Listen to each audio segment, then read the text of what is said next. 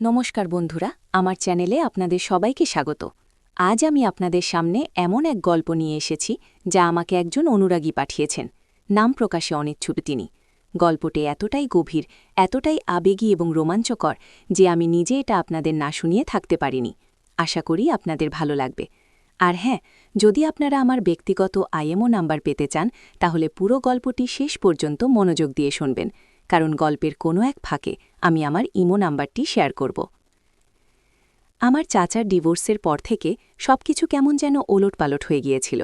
চাচা, যিনি কিনা এতদিন এই বাড়ির এক কোণে চুপচাপ বসে থাকতেন, হঠাৎ করেই যেন এক নতুন জীবন খুঁজে পেয়েছিলেন। তার ডিভোর্সের পর আমাদের বাড়িতে আসা যাওয়া বেড়ে গিয়েছিল, বিশেষ করে তার প্রাক্তন স্ত্রীর বাবার বন্ধুদের আসা যাওয়া। তাদের মধ্যেই একজন ছিলেন যিনি আমার জীবনে এক নতুন ঝড় নিয়ে এসেছিলেন। নাম তার অর্ণবদা। অর্ণবদা আমার চাচার প্রাক্তন শ্রী মিতালির বাবার একজন ঘনিষ্ঠ বন্ধু। বয়স প্রায় 50-এর কোঠায়, কিন্তু তার ব্যক্তিত্বে ছিল এক অদ্ভুত টান। দীর্ঘদেহী, রাশভারী, কিন্তু চোখে ছিল এক গভীর মায়া। যখন তিনি প্রথম আমাদের বাড়িতে আসেন তখন আমি সবেমাত্র কলেজ পাশ করে বেরিয়েছি। আমাদের মধ্যে বয়সের ফারাক অনেকটাই, কিন্তু তা সত্ত্বেও কেন জানি না তার প্রতি আমার এক অদ্ভুত টান অনুভব করতে শুরু করি। আমার চাচা সমরেশ আর মিতালির সম্পর্কটা ভেঙে গিয়েছিল বেশ কয়েক বছর আগেই। মিতালি এখন অন্য কোথাও থাকে, তার বাবা মাও আর এই বাড়িতে আসেন না। তাই অর্ণবদার আসা যাওয়াটা ছিল মূলত চাচার সাথে তার পুরনো বন্ধুত্বের খাতিরে। চাচার সাথে কথা বলতেন, পুরনো দিনের গল্প করতেন, আর আমি সবসময় তাদের কথার মাঝে চুপচাপ দাঁড়িয়ে শুনতাম। অর্ণবদা যখন কথা বলতেন তার কণ্ঠস্বরে এক অদ্ভুত মাদকতা ছিল। আমি মন্ত্রমুগ্ধের মতো শুনতাম। শুরুর দিকে এটা ছিল শুধু মুগ্ধতা, একজন বয়স্ক জ্ঞানী মানুষের প্রতি আমার যে কোনো কিশোরী শ্রদ্ধা জাগতে পারে, ঠিক তেমন। কিন্তু ধীরে ধীরে এই মুগ্ধতা অন্য রূপ নিতে শুরু করল। অর্ণবদা যখন আমাদের বাড়িতে আসতেন আমি অধীর আগ্রহে অপেক্ষা করতাম, তার জন্য চা বানিয়ে দিতাম, তার পাশে বসে থাকতাম। তিনি যখন হাসতেন তার চোখের কোণে যে বলিরেখাগুলো দেখা যেত সেগুলোও আমার ভালো লাগত।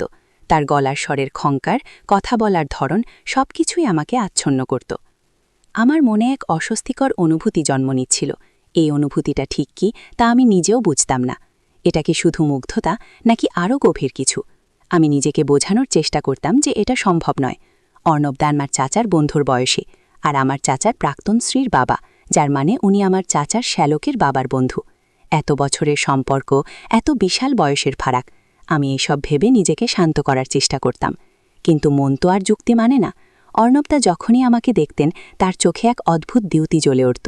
তিনি যখন কথা বলতেন মাঝে মাঝে আমার দিকে এমনভাবে তাকাতেন যেন আমাকে কিছু বলতে চাইছেন, কিন্তু পারছেন না।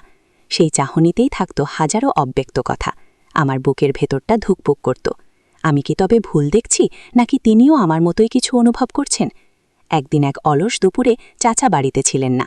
মিতালির বাবা অর্থাৎ অর্ণবদার বন্ধু এসেছিলেন চাচার সাথে দেখা করতে, কিন্তু চাচা তখন বাড়িতে নেই।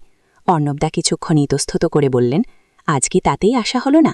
আমি বলেছিলাম চাচা বাইরে গেছেন, আপনি বসুন, আমি চা করে আনছি। অফিসের কিছু কাজ ছিল বলে অর্ণবদা একটু বসেই চলে যেতে চেয়েছিলেন। আমি উপরে গিয়ে চা বানিয়ে নিয়ে এলাম। লিভিং রুমে বসে অর্ণবদার সাথে কথা বলতে শুরু করলাম। তিনি মিতালির কথা বললেন, তার বাবার কথা বললেন, চাচার কথা বললেন। আমি চুপচাপ শুনছিলাম।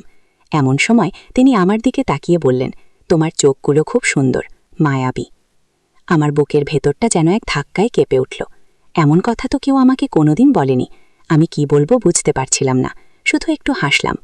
অর্ণবদা আমার দিকে এগিয়ে এলেন, তার চোখে মুখে এক অদ্ভুত আলো।